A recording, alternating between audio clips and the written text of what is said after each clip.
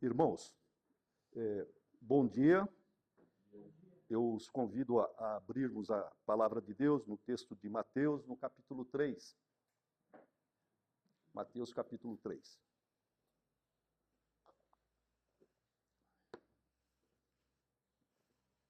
Isso. Nós vamos ler até o versículo 17.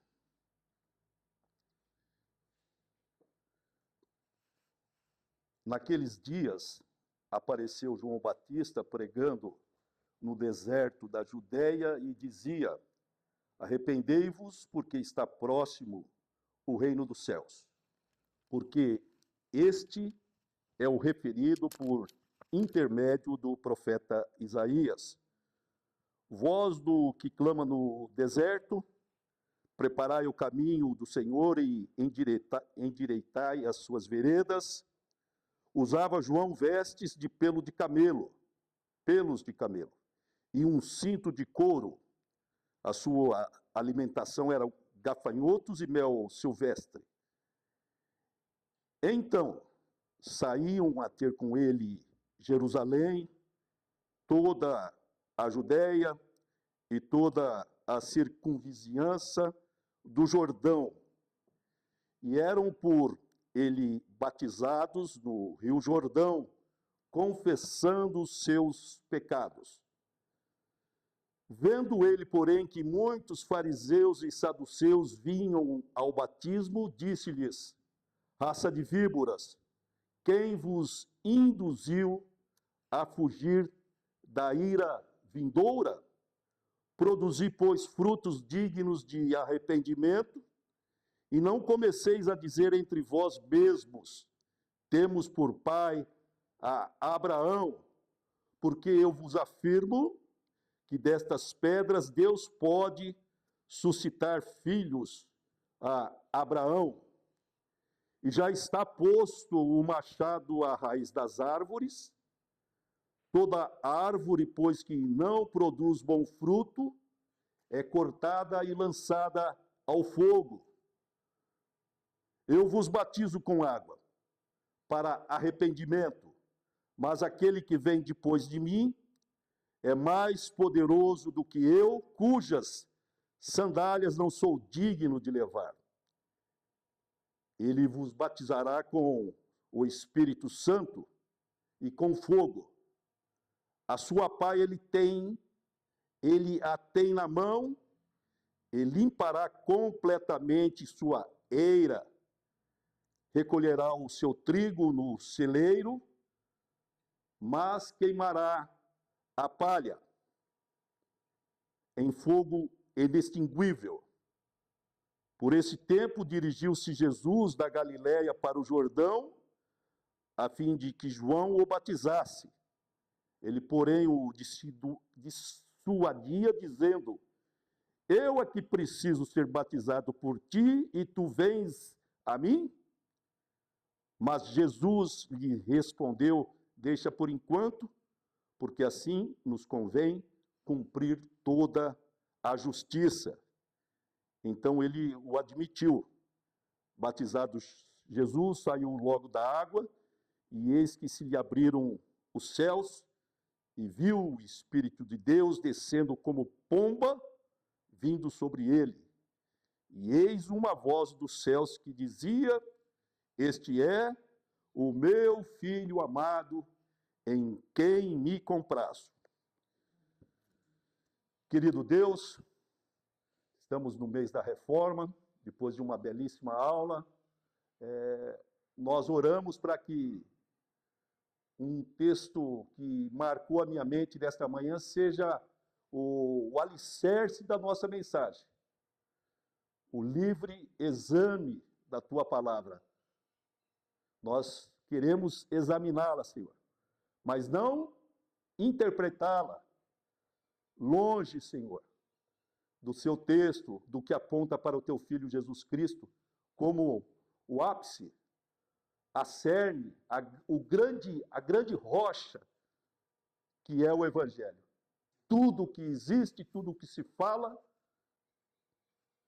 Todos os dogmas, todas as doutrinas, elas têm que estar fundadas e fundamentadas no teu Filho, nosso Salvador, Jesus Cristo, ressurreto, que está à direita do Pai. Obrigado, Pai, porque há mais de 500 anos houve uma explosão, uma bomba atômica no meio da cristandade que os separaram e nós somos frutos daqueles homens lá do passado que, inspirados pelo teu Espírito, nos trouxeram, Senhor, a palavra que nós podemos ler na nossa língua, a língua que conhecemos. Todos os povos ao redor do mundo, e são muitas as nações que ainda não têm um texto escrito seu, Pai. Obrigado por aqueles que trabalham para fazer com que a tua escritura chegue na língua desses povos. Abençoa, Senhor, e nos dá, Senhor, nesta manhã, o privilégio da tua presença, para que sejamos alimentados por ti, Senhor. E nós oramos com humildade, oramos no nome que tem poder, o nome do teu Filho Jesus Cristo. Amém. Queridos irmãos, quando João aparece no deserto, faziam desde Malaquias até o Novo Testamento, 400 anos que não haviam profetas falando para o povo de Deus. E João Batista, ele aparece como aquele que representava Elias. Ele aparece no deserto com roupa feita com pelo de camelo, comendo mel silvestre e se alimentando com gafanhotos. Diferentemente dos palácios, diferentemente do templo, da sinagoga. Ele não tinha vestes festivas, não tinha roupas sacerdotais. E o povo ia até o deserto, e por que iam? O deserto representava e representa dentro da palavra de Deus um lugar em que a pessoa sofre. Jesus foi para o deserto, foi passar por tentações. O deserto, os sacerdotes do Antigo Testamento soltavam, enviavam um bode expiatório para levar o pecado do povo.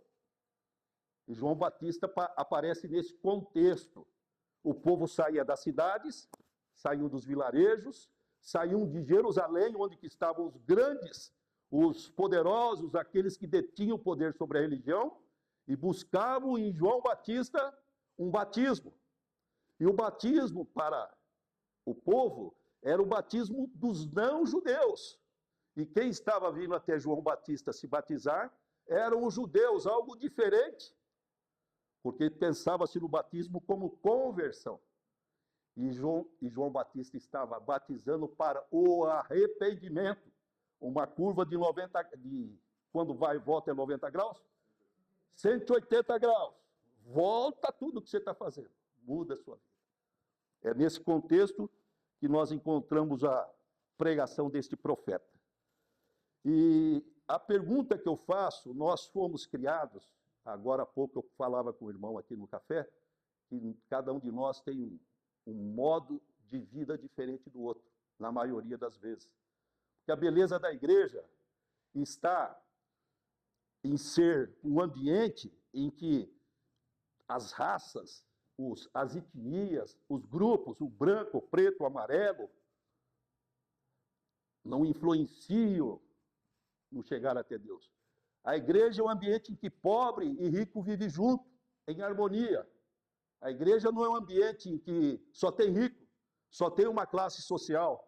A igreja não é um ambiente em que existe só um grupo determinado para se adorar a Deus, mas a igreja é feita dos diferentes. E nós representamos isso. A igreja tem aqueles que são pobres, e tem aqueles que são ricos, e tem aqueles que são bilionários, multibilionários. A igreja só não pode ter é miserável. Pessoas que não têm um cobertor, que não têm um prato de comida. E quando João aparece aqui, ele aparece falando muito fortemente contra a elite do tempo dele. E o interessante é que essas pessoas iam até ele. Então, como que é?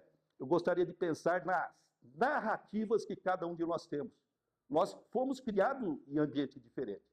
E isso, a sociedade, a política, a filosofia, a psicologia, tudo nos influenciou. Da onde que eu venho é diferente da onde que o meu irmão aqui veio.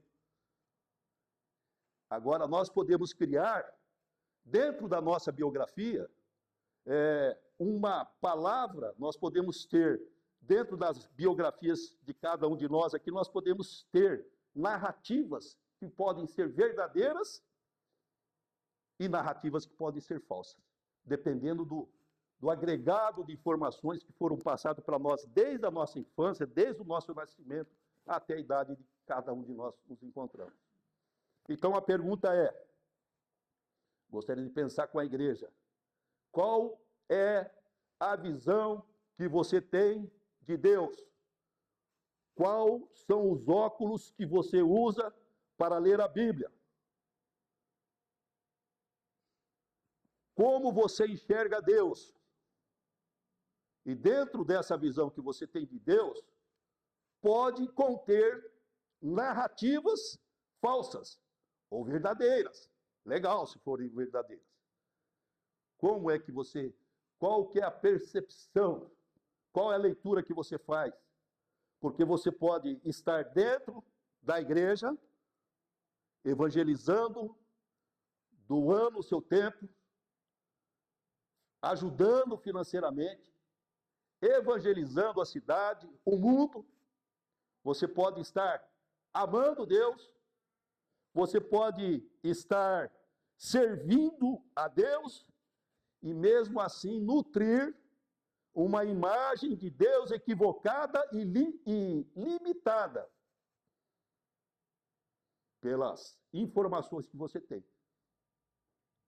E a beleza do Evangelho, que dentro da aula foi colocada, é que nós não precisamos de uma cátedra para nos ensinar. A reforma protestante nos traz o livre exame das Escrituras. Até então, não. Até então, as tradições, como até hoje na Igreja Romana, as tradições têm o mesmo peso das Escrituras. E qual que é a imagem que você tem de Deus? Essa é uma pergunta para que a gente pense aqui. Nós vamos ver aqui Deus através da ótica de João Batista. Como é que João Batista via Deus? Porque é o texto que nós lemos. Vamos examinar à luz do Espírito Santo. Que o Espírito Santo nos conduz a ver como que João Batista olhava para Deus. Está aqui no texto. Vamos lá? Versículo 2. Arrependei-vos, porque está próximo o reino de Deus. João Batista, ele olhava para o povo que ia até o Jordão, deserto, Jordão, olhava e dizia, arrependei-vos, porque está próximo o reino dos céus. E a pergunta é, como é que João Batista estava falando com o povo que ia até ele? Havia acessibilidade a Deus? A maneira como João Batista falava dava ao povo a disponibilidade de se aproximarem de Deus? Porque como foi? Eu acho que a aula que foi dada pelo Arthur me deu mais coragem de falar, que eu estava com medo de falar. Mas ele falou que durante todo o tempo o povo errava e Deus vinha e acertava o povo para o povo continuar caminhando. A reforma protestante foi isso. O povo estava perdido. E Deus usa homens, antes da reforma protestante, né, na reforma, e usa homens até hoje, para que a palavra dele não se perca. Vai fazer a leitura do Antigo Testamento, os reis, um servia e 10 só fazia bagunça. Chegou um momento em que o povo não sabia nem mais ler, nem sabia que existia a palavra de Deus. Então, a leitura que nós fazemos da palavra de Deus é uma leitura em que nós olhamos a redenção. Jesus se fez homem, encarnou, e Batista vai aqui batizá-lo, e Jesus traz a perspectiva, a possibilidade de fazer com que o homem se ligue com Deus, tenha acesso a Deus. O homem pode se encontrar com Deus, e o homem é um homem pecador. Alguns aqui nasceram dentro da igreja, são filhos de pastores, de avós pastores, mas tem que se converter. O caminho é esse.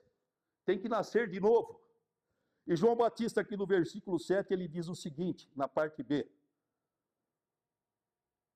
Se você tiver aí com a Bíblia, vendo ele, porém, que muitos fariseus e saduceus vinham ao batismo, disse-lhes, raça de víboras, quem vos induziu a ira futura? Então, o Batista, ele está aqui na ótica dele, Deus tinha um olhar de ira, de condenação, e ele não está errado. Raça de víboras, quem vos induziu a ira futura? E quem eram esse grupo específico de fariseus? A história vai nos mostrar que eram homens que começaram, depois que vêm da Babilônia, começam um grupo bom de estudiosos da palavra, de humildes diante de Deus, de ensinar o povo. Fariseus, nós temos a visão somente negativa deles. Mas dentro da história, nós vamos ver que eles fizeram trabalhos que honravam a Deus. Agora, só que os fariseus, nessa época, eles tinham para o povo 248 mandamentos. Aleluia! Jesus vem com 10 e manda você cumprir um, que se reflete no teu irmão. 248 mandamentos. Eles tinham 365 proibições para o povo. Quem que aguenta andar com uma carga dessa na costa? E por que Jesus vem? Para fazer aqueles que estavam debaixo desse jugo, destes homens, fazer deles se achegarem a Deus, terem acesso a Deus. Que a palavra de Deus é para nós acessarmos a Deus. Através da conversão, não através da religião. Religião talvez seja um caminho, a gente tem até vergonha de falar o nome religião, mas a religião é para nos ligar com Deus. Agora, o ambiente da religião que nós frequentamos que vai fazer a diferença. Se nós vamos nos tornar legalistas, se nós vamos nos tornar moralistas, se nós vamos olhar para o irmão e falar, você não vai entrar no reino dos céus, você não tem nenhuma possibilidade de estar com Deus. Essa é a questão. E João Batista, então, aqui prega literalmente para esse grupo. Tinha os saduceus. Os saduceus eram a aristocracia, eles cuidavam do templo, eles tomaram acesso à riqueza. Os levitas trabalhavam debaixo das suas ordens na época de Jesus, na época do apóstolo Paulo. Os saduceus detinham o dinheiro. Saduceus seriam os liberais, seriam aqueles que tudo vale. Saduceus não acreditavam na imortalidade da alma. Saduceu não acreditava em anjo. Eram completamente diferentes dos fariseus, que seriam os tradicionalistas, talvez os conservadores do nosso tempo, ainda que tenham se perdido ao longo do tempo. O que eles tinham em comum? Esses que foram até Batista, foram lá para ver, para se batizar, o que eles tinham em comum? O ódio a Jesus Cristo. É o único momento que eles se unem. Eles se unem para que Jesus fosse preso, crucificado e morto. Então a palavra de Deus, ela nos mostra que João Batista está falando com eles, com esses homens, e os acusando diretamente. E ele está certo em acusar o homem. Agora nós temos que sempre lembrar que a leitura que nós fazemos, ou que nos ensinaram, ou que nós analisamos, porque nós temos cabeça para pensar, é que a obra de Deus, a leitura que nós fazemos é histórica, redentiva. Nós olhamos para a história e nós vemos a redenção de Deus chegando através da sua palavra. E João Batista aqui, ele olhava, ele pensava de uma maneira que talvez nós venhamos ver que a narrativa dele destoe um pouco da narrativa de Jesus Cristo. Oh, aleluia! Vamos continuar a leitura. Quem vos induziu a fugir da ira vindoura? Versículo 8, produzir, pois, frutos dignos de arrependimento, e não começais a dizer entre vós mesmos, temos por pai Abraão, porque eu vos afirmo que destas pedras Deus pode suscitar filhos a Abraão. Salmo 1 fala sobre essa questão de frutos, né? E João Batista, ele vai olhar para as árvores e vai falar o seguinte no versículo 10: já está posto o machado à raiz das árvores. Toda árvore, pois que não produz bom fruto, é cortada e lançada ao fogo. João Batista não está aqui dizendo, e pensar que João Batista era filho de um sacerdote, e ele estava no deserto. Ele aqui não está dizendo que o machado está no galho da árvore, porque pode estar o agricultor cortando lá os galhos para que haja produção melhor do fruto. Não está no caule da árvore, está na raiz.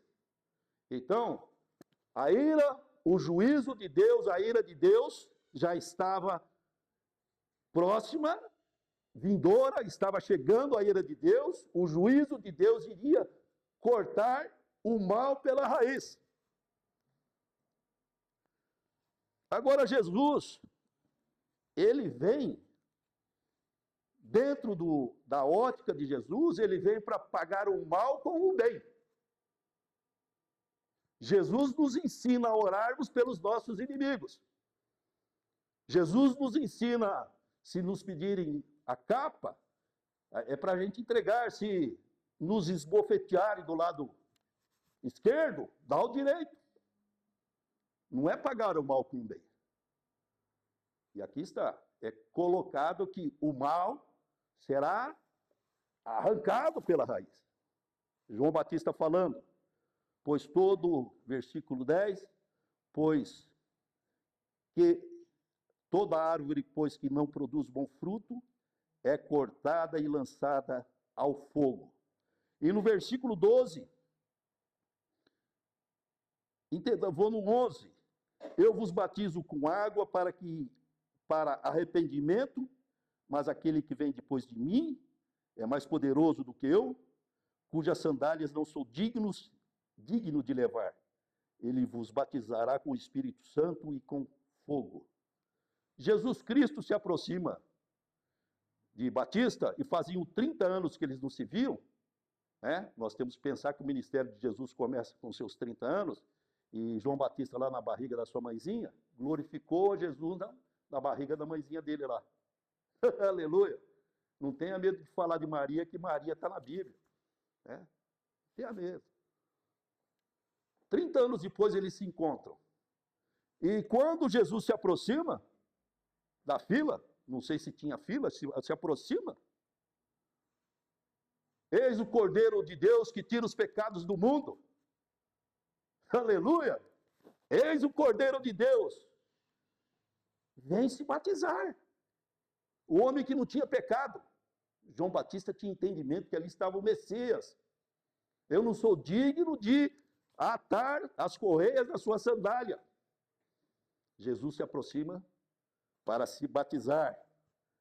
Versículo 12. E ele ainda fala, né? Que Jesus iria batizar com o Espírito Santo e com fogo. Lembrarmos lá de Atos, quando os apóstolos, 120 pessoas num cenáculo, foram batizados com o Espírito Santo.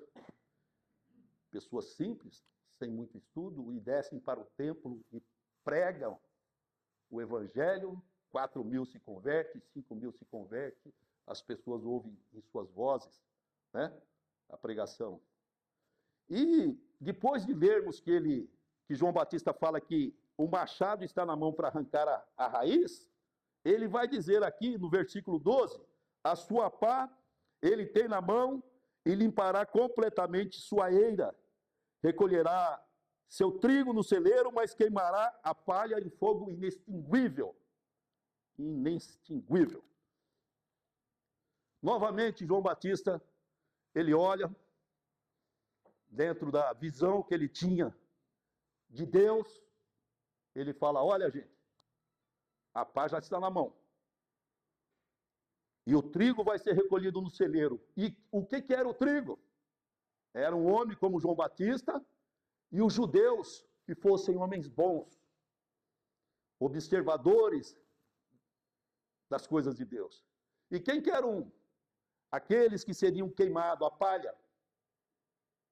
A palha seriam os judeus maus, os romanos que os afrontavam, que estavam nas suas terras, dominando, subjugando, crucificando boa parte daqueles que não obedeciam.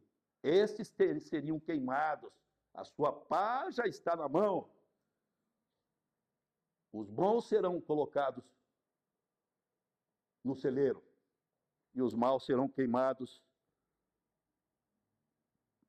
A palha será queimada em fogo inextinguível. Por esse tempo dirigiu, o versículo 13, por esse tempo dirigiu-se Jesus da Galiléia para o Jordão, a fim de que João o batizasse. Ele, porém, o dissuadia, dizendo, eu é que preciso ser batizado por ti, tu vens a mim? Mas Jesus lhe respondeu, e eu gostaria que a igreja prestasse atenção na palavra de Jesus Cristo. Deixa por enquanto, porque assim nos convém cumprir toda a justiça. Então ele o admitiu. Então, a palavra de Deus aqui está nos dizendo que João tinha total conhecimento de que aquele que estava ali, e o versículo 6 diz assim, 3:6, e eram por ele batizados no Rio Jordão, confessando seus pecados. Eram por eles batizados no Rio Jordão, confessando seus pecados. Quem João batizava eram pecadores. Jesus chega diante dele para o batismo, e Jesus, o próprio João tem conhecimento que Jesus não deveria ser batizado porque não tinha pecado. E Jesus fala, deixa por enquanto. É bom que se cumpra toda a lei. Convém cumprir toda a justiça. Então, ele o admitiu. Meus irmãos, a justiça de Deus, ela é redentiva. É a redenção. Um miserável como eu que estou falando com vocês, em algum momento Deus me trouxe, como trouxe a maioria de vocês. Todos aqueles que são lavados e remidos no sangue de Jesus têm plena consciência que, por melhor que fosse a vida, sem Jesus não teria beleza. Todos nós entendemos que Jesus ele veio ao mundo para trazer a redenção, para salvar aqueles que estavam no mundo das trevas. E quando nós olhamos aqui o versículo 12 que acabamos de ler, versículo 10, o machado, a pá na mão, nós vemos a justiça de Deus de uma maneira diferente do que João interpretava, olhava. A palavra não é interpretar, a maneira como ele tinha o olhar dele para a justiça de Deus, que era uma justiça retributiva. Se você é mau, você vai. O mal vai ser pago com o mal. O mal não vai ser pago com o bem. Vamos para o versículo que eu marquei aqui. Aonde aqui o papel aqui? Aqui. Deus, na ótica de Jesus, é um pai amoroso. Eu quero que você leia aí versículo 13 e 15. Que nós já lemos, mas é bom repetir. Por esse tempo dirigiu-se Jesus da Galiléia para o Jordão, a fim de que João o batizasse. Ele, porém, o dissuadia, dizendo: eis que preciso ser batizado por ti, tu venhas a mim. Mas Jesus lhes respondeu: deixa por enquanto. Deus, na ótica de Jesus, Jesus olhando, e Jesus é Deus, ele é um pai amoroso e próximo. O Deus que Jesus revela é um Deus amoroso que ele quer corrigir dentro da expectativa de João Batista. Deus é um Deus amoroso e João tinha acerca dele uma forma lenta e gradual de entender quem era Deus, a maneira de se relacionar com Deus. E nós vamos chegar lá. Na prisão, e nós temos que lembrar que passou-se um tempo e João Batista foi preso. Onde que eu marquei aqui? Capítulo 11. Mateus capítulo 11, versículo 2. Vamos ler juntos.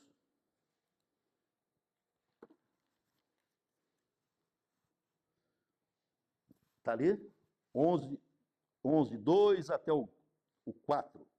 Quando João ouviu no cárcere falar das obras de Cristo, mandou por seus discípulos perguntar-lhe: és tu aquele que estava para vir, ou havemos de esperar outro? João Batista está preso. Ele estava numa cidade lá onde ele batizava o povo, que distava 140 quilômetros até onde Jesus estava. Ele estava em Eslon. Jesus estava lá na Judéia, Galiléia, pregando, ensinando, evangelizando. E João lá está preso. Herodes manda encarcerar aquele homem. E nós sabemos que o final da vida de João Batista vai ser o seu pescoço cortado, em função de uma dança de uma menina que a mãe pede a cabeça de João. E João ali preso numa masmorra. Imagina uma prisão naqueles tempos, que não dá nem para imaginar. A gente vê fotos lá no fundo, no meio de rato, sem água, sem luz, sem comida, sem nada. E João bate na cachola dele, na cabeça, no cérebro dele. O cérebro foi feito para pensar. Fala: será? Será que aquele senhor que eu batizei lá, aquele jovem, para a época Jesus já era um senhor, né? Será que aquele homem realmente era Deus? É o que está dizendo o texto aqui. Ele sofrendo, ele fala: será que eu me enganei com a perspectiva, o meu olhar? Será que a narrativa que eu tenho de Deus foi uma narrativa falsa? Será que eu me enganei quando eu batizei ele? E ele manda perguntar, ele pega os seus discípulos, fala: vão lá onde está Jesus e pergunta para ele se ele é o Messias. Vocês estão vendo como a narrativa que nós fazemos, nós temos que analisá-la para ver se ela está focada na pessoa de Cristo? Porque quantas vezes que nós lemos o texto e o texto passa e a gente não se afeiçoa, se apodera, ou não sei qual que é a palavra, ou observa profundamente o que está dizendo João Batista. Ele teve as dúvidas dele. Será que você não tem dúvidas no seu coração? Será que aquilo que você ensinou, desde criancinha até hoje, não tem áreas que têm que ser podadas, cortadas, arrumadas, para que você viva uma vida sem medo, sem ser enganado? Pela religião, inclusive. Porque você é enganado na política, você é enganado nas questões humanas. Quando João ouviu no cárcere falar das obras de Cristo, mandou por seus discípulos perguntar-lhe. E nós temos que saber que João Batista sabia quais seriam as obras do Messias. porque ele e todo judeu da época conhecia, todo judeu crente conhecia o que haveria daquele chamado Messias iriam fazer, quais seriam as suas obras. És tu aquele que estava para vir, ou havemos de esperar outro? E Jesus, versículo 4, e vamos em frente. E Jesus respondendo, disse-lhes: Ide e anunciai a João o que estáis ouvindo e vendo.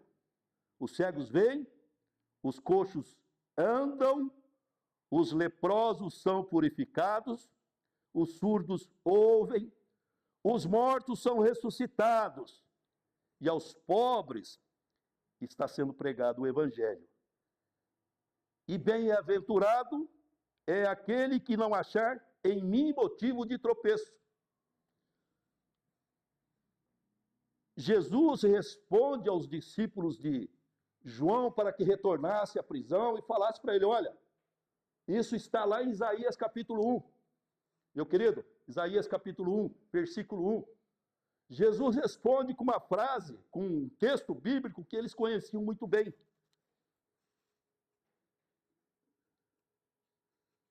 Isaías, marquei errado. Isaías 61, me perdoe. 61, versículo 1. 61, versículo 1.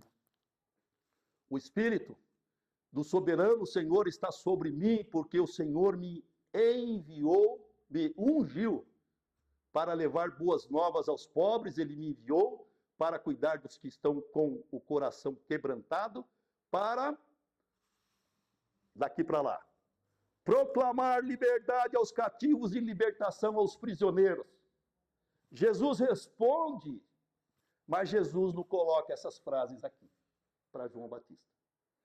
Jesus estava querendo mostrar para João a ótica que ele tinha de quem era Deus. Jesus omite na resposta que ele dá para João Batista, para proclamar liberdade aos cativos. E quem é que estava cativo? Quem era que precisava de libertação? João, que estava lá, acorrentado.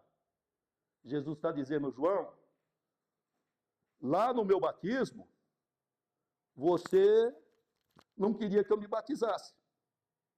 Lembra, João? Agora, João, você está preso. Eu não vou te libertar, João.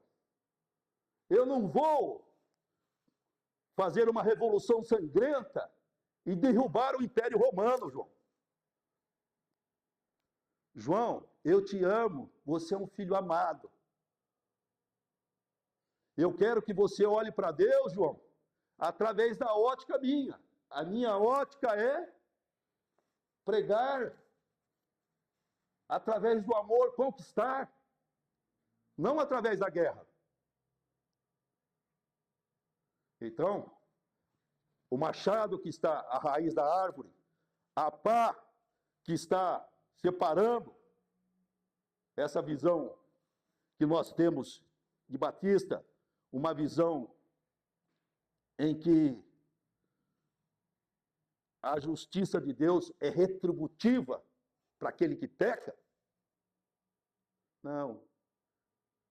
A minha visão e a visão, a minha não, a visão de Jesus Cristo é uma visão redentora. Jesus se encarna para homens pecadores. Jesus vem à terra para salvar. Ainda que João ele tenha razão em falar isso, mas sempre olharmos para Deus, irmãos, como um Deus que veio para salvar. Vocês lembram de textos? Jesus, lá naquela aldeia tem um grupo falando do seu nome, manda descer fogo do céu, manda eles calarem. Quem não é contra nós é por nós. Então nós temos que olhar, fazermos, e foi bom, eu nem lembrava, mas a mensagem da escola dominical foi maravilhosa, porque nos leva a pensar que nós temos que nos renovar. A palavra que o Arthur usou ali é uma igreja reformada sempre se reformando. Nós temos que olhar para a leitura do texto sagrado, não para interpretar e fazer as nossas heresias, fazer as nossas histórias. Porque a teologia é alguma coisa rica maravilhosa, é uma ciência. Eu olho como ciência, ainda que o Espírito Santo é que orienta o coração do crente. Está cheio de homens ateus que têm conhecimentos maravilhosos da língua grega, do hebraico, do aramaico, e conhecem toda a história do nosso livro, do livro que amamos, mas não têm o Deus desse livro como o Deus deles. Mas nós temos, e nós devemos olhar para a palavra de Deus. Devemos examiná-la cuidadosamente, para que nós tenhamos uma visão próxima de quem é o nosso Criador. Fechando, meus irmãos.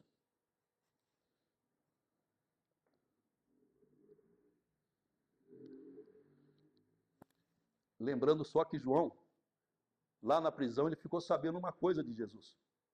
Que Jesus frequentava banquetes, festas, com publicanos, com pecadores. Que Jesus admitia no seu grupo de pessoas, de discípulos, mulher adúltera. Será que nós teríamos essa visão da salvação redentora de Deus salvando essas pessoas? Ou nós iríamos escolher aqueles que poderiam entrar no reino dos céus?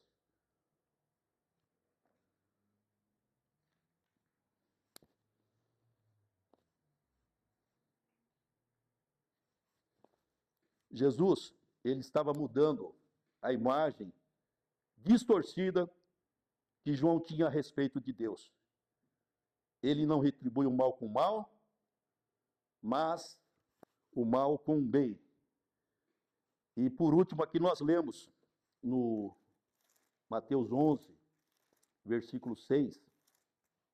Versículo 6. Coloca, irmão. Bem-aventurado aquele que não tropeça por minha causa. Aquele que não tropeça por minha causa. E a pergunta é: será que nós também não temos concebido uma imagem limitada ou distorcida de Jesus, e com isso nós não temos nutrido expectativas falsas a respeito dele?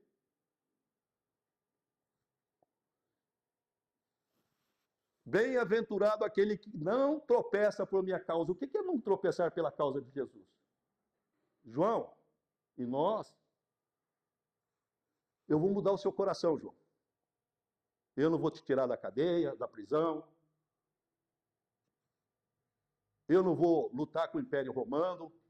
Eu não vou lá no Senado, lá no judiciário lá de Roma. Não vou falar com o imperador. Eu não vou juntar um grupo de zelotes aqui com armas em punho para derrubarmos o Império. Não vou fazer nada disso. Eu te amo. Isso é para nós. Deus nos ama.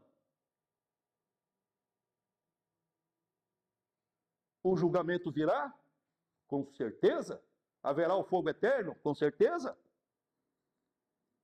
Agora o encontro com Deus muda, nos traz santidade, muda o rumo das nossas vidas, isso até nós morrermos. Tem homens aí com 90 anos, 100 anos, que é crente desde criancinha, que confessa, chega no culto, confessa seus pecados. Você olha para a cara do homem, mas o senhor é santo, para que orar mais? Porque eu tenho pecado. Mas a justiça de Deus é uma justiça de amor. Não é uma justiça em que paga o mal com o mal. João, e todos nós, bem-aventurado aquele que não tropeça por minha causa. Que se Jesus quiser mudar a sua mentalidade, João, eu vou mudar o jeito de você olhar para Deus. Deus é amor. Eu não vou te tirar da cadeia, mas você está vendo aqui que os cegos estão vendo, os coxos estão andando, os leprosos estão sendo purificados, aos pobres está sendo pregado o evangelho. Então fique em paz, João. O meu amor por ti basta. Deus é um juiz e muitos de nós temos a seguinte perspectiva de Deus. Deus vai julgar e punir todos os malvados, sobretudo os que me ferem intencionalmente e injustamente, principalmente quando eu estou fazendo bem. Então nós podemos ter essa perspectiva de de juiz de Deus. Mas eu estou fazendo tudo certo, eu sou bom, por que que estão me machucando? Isso é uma narrativa, é uma ótica de olhar para Deus, de maneira errada que a igreja pode ter. Deus é um mágico para muitos de nós. Deus tem uma varinha de condão. Deus sempre vai fazer coisas espetaculares, tais como transformação de caráter e restauração de relacionamentos da noite para o dia, através da oração. Não é assim que funciona. Quantos que não oram para os seus familiares há 30, 50, 100, 200 anos para o filho se converter e o filho está morando lá na Cracolândia? A filha está lá no prostíbulo?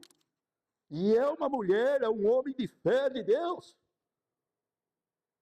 Deus não é um ser utilitarista que você utiliza ele da maneira com que você quer. E você faz dele um mágico para resolver os seus problemas. É isso que nós temos que olhar para o texto desse Pai amoroso. Deus, muitos de nós podemos olhar assim, Deus é um administrador. Deus administra comportamentos, as performances e o grau de esforço das pessoas para dar a cada uma o que merece. E Deus não é um administrador.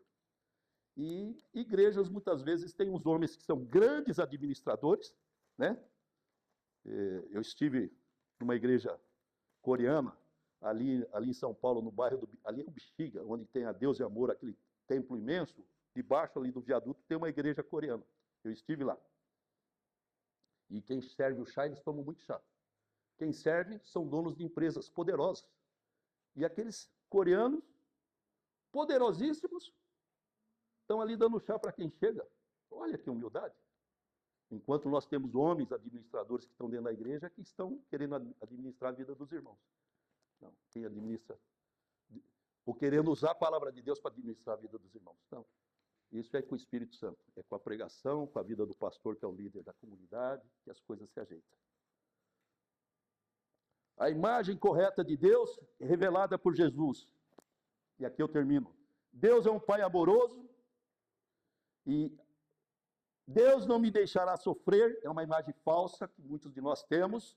Deus não me deixará escolher o mal, é uma imagem falsa, porque eu sou pastor, eu não vou fazer o mal. Pode ser que eu me perca no mundo, mas Deus é um Pai amoroso que pode me trazer. Mas o crente triunfalista, vai dar tudo certo. Não, vai ter dia que vai dar tudo errado. A mulher vai embora de casa, a gente vai perder o emprego, a gente vai adoecer e uma série de coisas podem acontecer. Essa é uma narrativa, um olhar errado para Deus. Deus sempre me dará o que eu quero. E não é assim. O correto é pensar assim: ainda que nem tudo na minha vida seja como eu quero, ainda assim eu serei fiel ao Deus que me ama incondicionalmente o tempo todo. Que Deus nos abençoe.